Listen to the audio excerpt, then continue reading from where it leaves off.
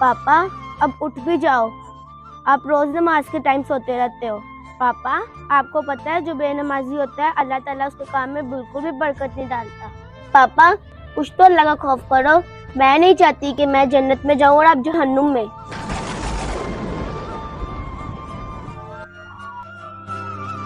बेटा, मैं समझ गया आप मुझे क्या समझाना चाह रही हो।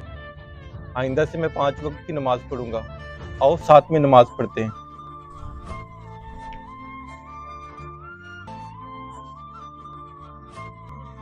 एक सजदा जिसे तू गरा समझता है, हजारों सजदों से देता है आदमी को निजात। वीडियो अच्छी लगे तो लाइक करें।